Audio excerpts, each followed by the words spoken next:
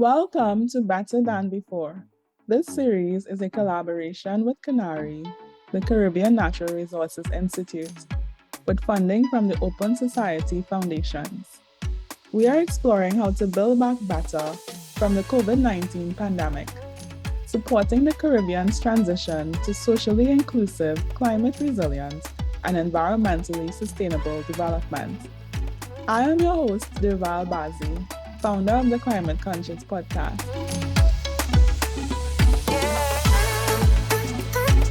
Today's special guest has worked as an educator, trainer, facilitator, advocate, and researcher in the field of gender and development in Jamaica and the wider Caribbean. Her main areas of work have included training in gender-based violence, gender issues in climate change and disaster risk management and resilience, poverty, globalization, the media, and gender responsive policy.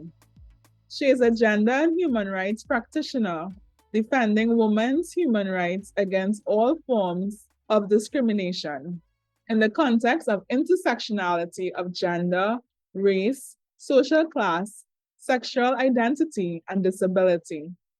She is further guided by her understanding that gender-responsive policies take into account the gender needs, rights, responsibilities, and experiences of women alongside those of men.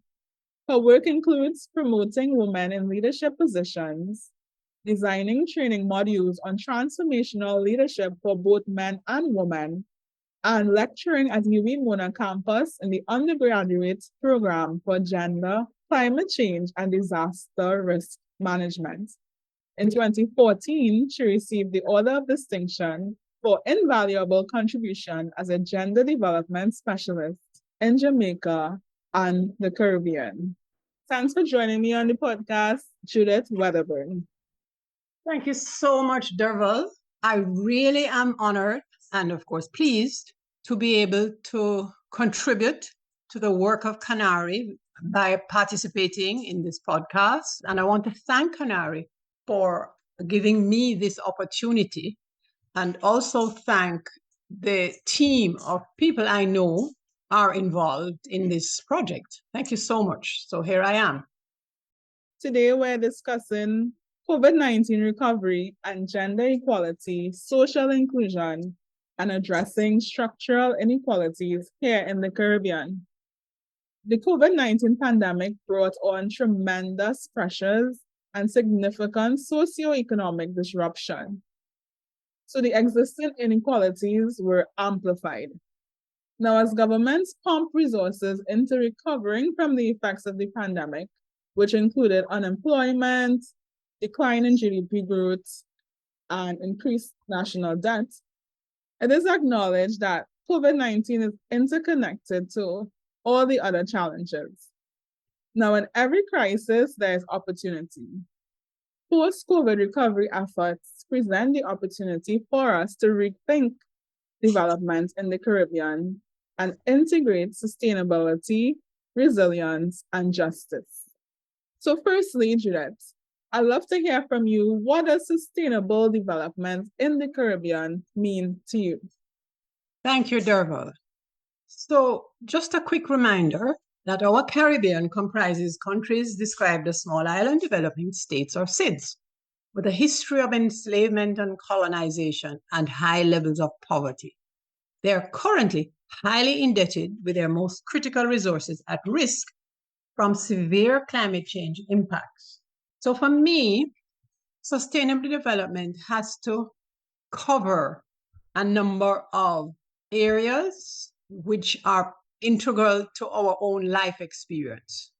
Literature recognizes at least 4 pillars that undergird sustainable development. And these are human development, social development, economic, and environmental, which are interrelated. And if they work the way I think they should work, they would enjoy high levels of complementarity in the way in which each pillar develops in order to achieve the sustainable development. Importantly, We know that the UN identifies gender equality as Sustainable Development Goal number 5.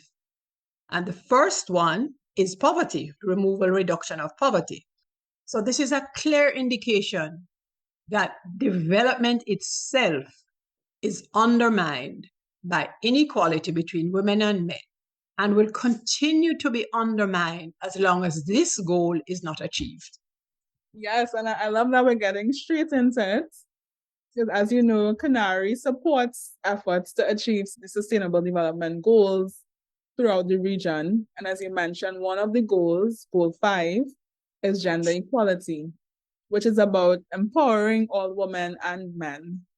So can you share with us how gender, social inclusion, and development, how are these all connected? Sure.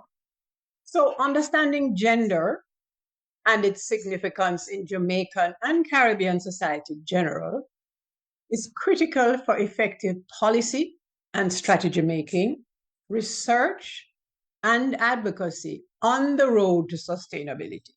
For me, using a gender lens, a gender responsive approach focuses on how traditionally women have been marginalized from development initiatives in relationship to men. This means that our research and gender analysis enables us to better understand the gender needs of women, especially given their additional care, health, household responsibilities, the burden of which is often not acknowledged, made invisible, and therefore not addressed fulsomely. Understanding gender also explores the gender needs of men, whose gender responsibilities are traditionally the same for decades, but some changes we're seeing are taking place. But men are not normally expected to take on the care, household, health responsibilities expected of women.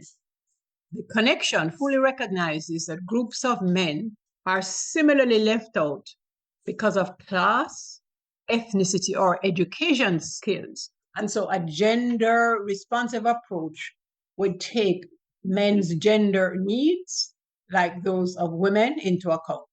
So one other thing, with respect to social inclusion, our lives as women and men are shaped by what I've written elsewhere as a gendering process. So we are socialized by an understanding of what it means to be a woman and what it means to be a man. In this sense, a traditional process of social inclusion takes place. However, it is a process of socialization in which gender inequality between women and men is pervasive, and in which gender relations are often complex and sometimes contradictory. This, therefore, invites us to analyze how gender is constructed through relations of power between women and men, to understand how women are historically more constrained by unequal power relations, and better understand how they can be enabled and how to respond when shifts in power relations take place. So finally, with sustainable development, as I suggested above as our goal, I identified 4 pillars.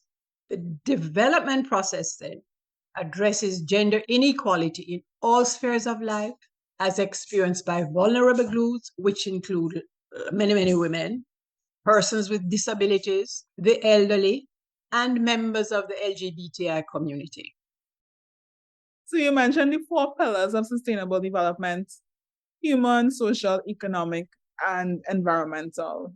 But even within that, it's important that we acknowledge that when we're addressing those issues, it's not gender neutral. It's important to take into account the lived experience of both women and men and examine the prevailing processes of socialization. And you mentioned in your opening statement about our history of enslavement and colonization and I guess systemic inequalities that we have been working to address, but definitely there's a lot of work still to be done. Thank you for that, though, because you're right. The inequalities, all forms, social inequalities, including gender inequalities, are systemic and often manifest in critical institutions because that's how they were crafted from the beginning, given our colonial history. And some of that is still with us, alive and well, unfortunately. Yes. So, can you share briefly a bit about your work in gender, social inclusion, and development in the Caribbean? Okay, so I'm guided by a gender responsive approach. So, one example is the work that I have done with the household workers in Jamaica through a series of over several years, training, educational workshops with members island wide to improve their own understanding of the ILO conventions, which govern the workplace, yes, in which the conventions address the rights and the responsibilities of both employer and employees. And these rights include the right to decent work. We know what that means in ILO terms. Rights under Jamaican labor laws, especially sexual harassment at the workplace, which is problematic sometimes because the household worker's workplace is the employer's home. Many factors need to be taken into account in that space, including workshops with employers themselves. Then there is the Occupational Health and Safety Act, which highlights very clearly what the rights of workers in all workplaces are entitled to and is of particular significance for workers in an employer's home. What my program did was supported, in addition to the training about labor laws and the ILO conventions, our ultimate objective was to support their advocacy campaigns locally, regionally, and globally, so that eventually they do become their best advocate. And in Jamaica, we've had sterling examples of how that has happened, which has allowed them to establish their recognized place in the social inclusion process, which is going on around us all the time.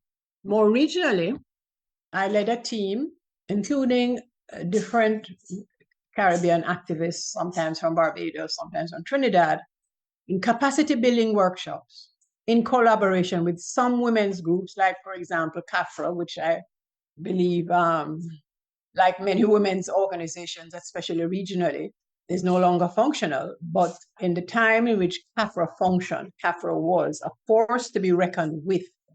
And I was very proud that we could partner with groups like CAFRA and other networks in the region and interact with women in Trinidad and Tobago, Barbados, St. Kitts, Nevis, Grenada, Dominica, specifically to deal with the prevention and reduction of gender-based violence, strengthening women's leadership rights at community and local levels, helping to build their skills at national levels so that they could enter the conversation, shape the conversation in their own national space, shaping the social inclusion process in their countries, have a voice in that process as they sought to address the gender gaps, which are present in those Caribbean territories as well, and how to respond when shifts in power relations take place.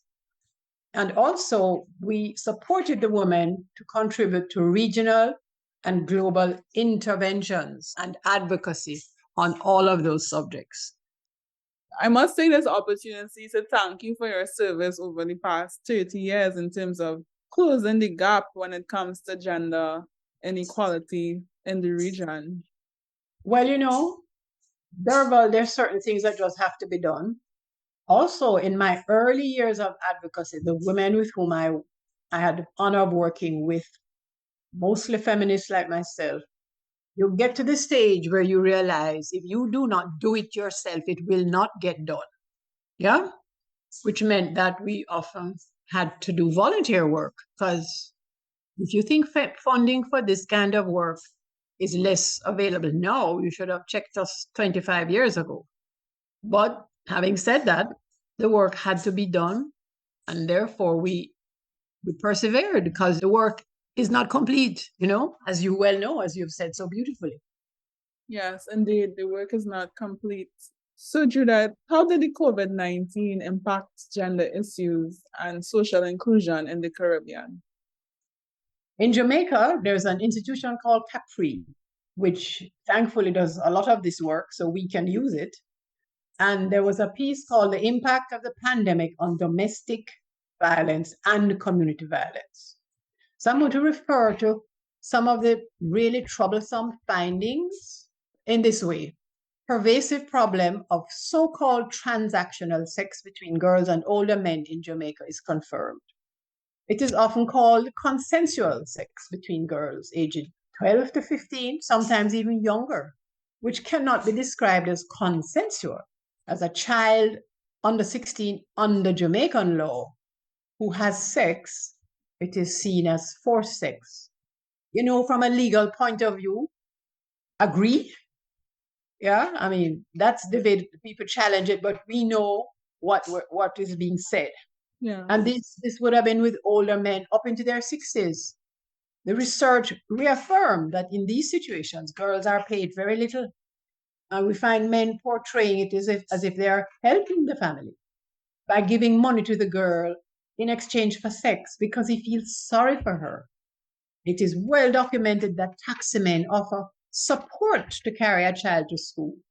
They get the confidence of the mother who doesn't have the money to send the child to school.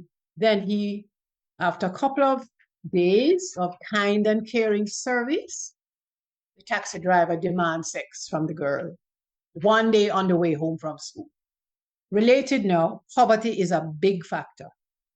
The research shows something we knew before, but it was made even more evident in COVID-19, that girls might engage in transactional sex because they're hungry or their family has needs and they use the money they get to help feed their brothers and sisters and even help send them to school, which is really sad. Some, though, do it for personal gains because they want a high-end phone or they want the latest bling clothes, you know?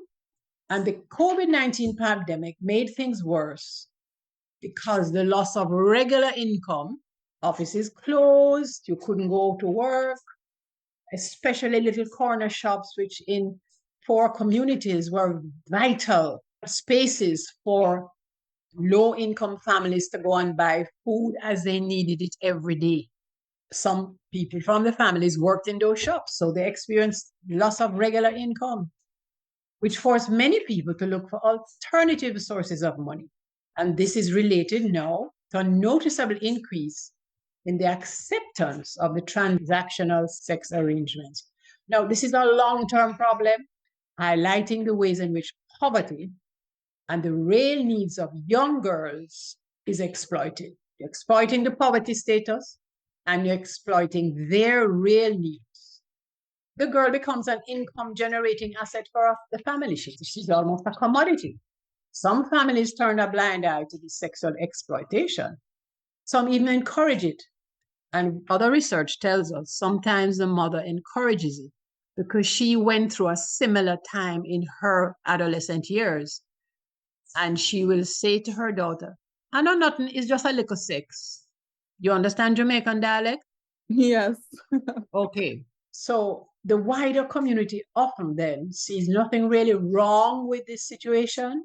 However, we do have documented that there are other families that fiercely protect their girls from this abuse. And then they earn the wrath sometimes of the wider community, but they protect their girls. Couple last points now. And this is more directed towards children and education. The impact of the pandemic has made the situation worse because access to some previous safeguards against violence, abuse, or sexual violence has been lost. What do I mean? The schools closed to stop the spread of COVID-19. This meant that girls no longer had guidance counselors to talk to at school. It was no longer possible for teachers to observe if something is wrong with the child's behavior, and this new behavior should be investigated, maybe to get protection for the child. And can I just say that also emerging is that this takes into account some of the violence that boys also experienced in this time. So this coincided, the report says, with an increase of sexual abuse of girls by their stepfathers or other family members. because people living in poverty are cooped up in very small spaces. So I guess in a way they turn on each other. It sounds horrible to say it, especially if the mother goes out to hustle. She needs the money. And the male partner, who may or may not be the child's father, is left alone with the daughter. Or the teenage girl is on the street hustling herself when she would otherwise have been in school, which does provide elements of protection and care from guidance counselors. Reports are now emerging more recently about the mental problems facing children of all age, unable to go to school to get counseling. In many poor communities, there was either no or very little connectivity so that children could log on to the teaching that the Ministry of Education advertised would be happening. So at home, these children would be observing the increase in domestic violence, with large families in small spaces forced to stay inside. We are seeing more research about the long-term impacts of all of this on the emotional well-being of children. Well, thank you for sharing those sobering insights about the reality of the impact of COVID-19 that is often missed by the mainstream. So coming out of the COVID-19 pandemic, the goal has become to build back better. So essentially, all the investments that are being made in boosting the economy, they also need to take into account gender equality, which we touched on, but also the social well-being of our people in the Caribbean. So in light of your experience, how can we leverage the COVID-19 recovery initiatives to really enhance inclusion, equity, and justice of citizens? Just to remind our listeners that most Caribbean SIDS are highly indebted, which constrains their capacity to adequately respond to the now emerging reports of the many ways in which COVID-19 has affected citizens' lives and their livelihoods. To address them requires resources, financial, additional budgetary provisions, human resources to do this, and of course, the technology. But I don't think we have an option other than to build back better in a way that enhances the social inclusion, the inclusion, equity, and justice for citizens generally. And in these areas, the inclusion, equity, and justice are areas in our societies where the playing field was not level, right? And what COVID-19 did almost, clinically was to expose the gaps in each of those areas. So to build back better, we have to better understand those gaps in equity, gaps in inclusion, gaps in administration of justice in order to build back better. Yeah. So how can the region leverage the COVID-19 recovery initiatives, right? So we had COVID-19 in Jamaica anyway. I remember the date, March 13, 2020 was the first whole-scale lockdown. I mean, it was a serious lockdown of one of the most impoverished communities very near to where I live. It was like, something very unusual and harsh emerging before your very eyes. But most Caribbean SIDS also experience severe climate impacts like hurricanes in the last couple of years before COVID. So when COVID hit us, we were all in recovery from some severe climate impact. Some islands were more hardly hit than others, especially in the areas of loss and damage, not only for women and their families, but in relation to critical economic sectors, the agricultural sector on which we are very dependent, tourism, earn our foreign exchange, manufacturing, education, damage to schools and hospitals and clinics, damage to infrastructure, roads and bridges. This is what, quote unquote, recovery from severe climate impacts would look like. while at the same time continuing to pay down the debt, which we all owe, without laying off public sector workers, teachers, nurses, doctors, and police, who themselves have been affected and who are critical to health recovery. So it is quite a conundrum, and for leverage as a region now. So I honestly believe at this stage that each Caribbean SIDS goes to the UN or the IMF or the World Bank as an individual country. We are so on a scale of 1 to whatever, the size of our economy, the size of our population, we are so small. I think we need to just remind ourselves that we do have power if we somehow are able to speak together, because we face the same challenges. So, leverage as a region, the work done by Prime Minister Motley, as an example, to get climate disaster financing for Caribbean SIDS. Each country has to be prepared to do the research. From what my reading tells me, it took Barbados about 2 years to better understand our country's debt, who owns it, how can elements of it be reorganized to release critically needed funds, perhaps restructure debt payments, to provide the fiscal space for these funds to be available to undertake the programs and initiatives to build back better.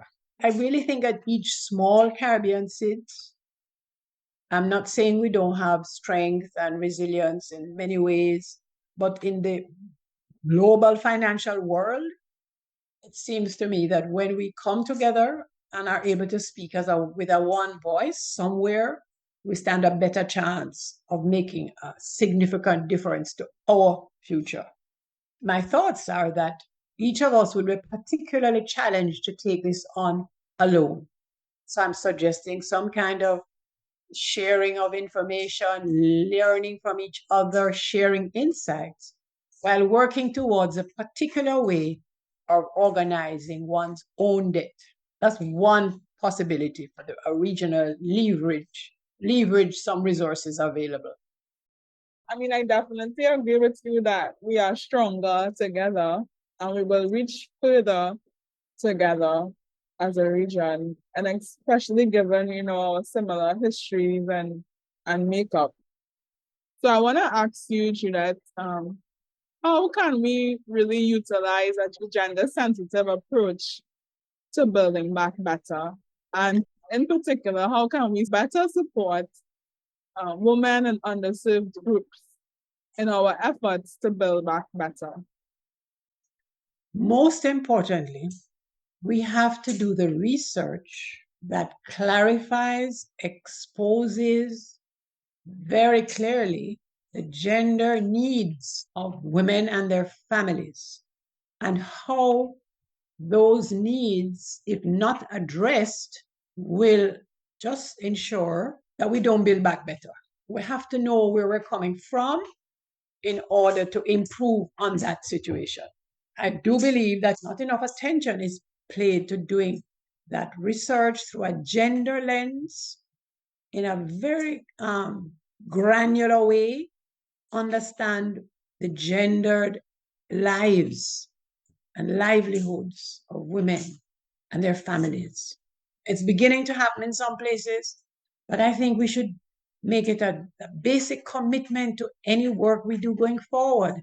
If we're really interested in building back better, if you don't understand where you're coming from, you don't understand the gaps that existed before COVID, if we don't understand the size of those gaps, if we don't understand the size of the wage gap between women and men in our countries, if we don't understand how much more vulnerable women are to gender-based violence, what do we need to do then to reduce their vulnerability? Because that has to be part of building back better, so that women can live a life free from the fear of violence. So in a way, Derval, everything is connected to everything. I think we just need to commit to doing the research using a gender lens. Whichever sector we choose to work on, whether it's in the economy, or it's environment, or it is justice, there are gender inequalities and inequities. And it's only if you put on a gender lens and work granular down to see how people are living their lives, will we better understand that situation, and then we know how to build back better. And can I just add, build back better, not just to survive, but build back better to grow as a resilient family, to grow as a resilient woman, to grow as a resilient agricultural sector, whichever area we choose to work on. Can I just share a little anecdote? You thank me for working these 30 years. I had to remind somebody the other day that when those of us were really concerned about violence against women and how women's bodies were objectified in many kinds of ways, such that the woman's body was just to be exploited, you know? And we remember very clearly the days when a woman would go to the police station to report it. And what do you think she was told? Do you have that experience in Trinidad, Derval? What was she told 30 years ago? Yeah, I think we have a similar reports in terms of them sending them away without really go back home and fix it. Yeah. So that most of those incidences were just not reported. So the size and the danger of the violence that women were facing because they were women was not recorded, it wasn't made public, it wasn't better understood. But I know we work together, both in Jamaica and across the region, to help women understand what they had to lose if we didn't get together and ensure that those incidents of rape or domestic violence are reported. And gradually over time, the number of reported cases increased to the extent now where it is a pandemic in and of itself. And by the way, the police still talk about reported cases because they know that many of the cases are still not reported for various reasons. They get threatened, they feel bad, they want to forgive the man. The church says to them, go home and you're yoked, go home and work it out. Family don't want to be embarrassed. So a lot of that's a culture of silence they get trapped in, and that still exists. But there is now more support for women who understand that they have a right to not be abused or violated, and they have a right to be able to speak their truth about the violence that they face. So over time, the cases do get reported. So that's how far we're coming from. And I believe, similarly, to build back better, we have to do the research using a gender lens to demonstrate just how bad the situation is, whether it's poverty, mental health of women and girls and boys, yes, gender gaps in pay, whatever. To me, if we don't use a gender lens, what are we going to unearth? What are we going to reveal? How do we ensure that we're going to build back better? It must be better than something, better than what existed before. So we have to really understand what existed before. As we wrap up this discussion, I would love to hear from you in terms of what is one recommendation you would like to see implemented in the region that would improve inclusion, equity, and justice as we seek economic development? The pandemic exposed for all to see and admit to the huge gaps between the haves and the have-nots. How citizens, women included, were not able to access such resources that do exist, were not able to cope with the pandemic, the extent of the poverty associated with the lack of access to proper health, care, services, food and nutrition, and violence in household and communities. So the one recommendation I would like to see, Derval, is that the consistent and intentional use of the gender lens to unearth with data that can be used to demonstrate how not having gender equality, how not having improved inclusion, social inclusion, how not having gender equity, gender and social equity, and justice, as critical pillars of the sustainable development, including economic development in the region. Thank you for highlighting the importance of, as you said, the fulsome consideration of gender issues and the importance of consistent and intentional use of gender lens. Like sustainability, like climate resilience, gender and inclusion has to be integrated in all systems in our society. And we definitely have to continue doing the work of dismantling those systems that exist, the systems that we have inherited that do not support or contribute to greater equality, inclusion, and justice. These discussions, especially when I get an opportunity to engage with the younger generation, I just love intergenerational work. I appreciate it. So I am most grateful to yourself, Durval. Because the truth is, you have to continue the work, dear. So Yeah. you better open as many of your kind who come from your, understand the challenges and are willing to do the work. You better open as many as possible.